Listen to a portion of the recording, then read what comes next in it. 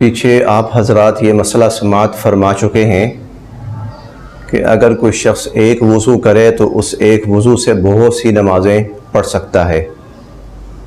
आम हुक्म यही है, लेकिन अगर कोई शख्स माज़ूर है, माज़ूर से मुराद वो शख्स जिसे पेशाब करता है तो उसके बाद बहुत देर तक क़तरात निकलते रहते हैं, या उसे हवा का मसला है, वक्तन फ़वक्तन हवा खारिज होती रहती है, या वो ज़ख्मी है और उसका खून रिसता रहता है ज़ख़म से, शरअन ये शख्स माज़ूर कहलाता है।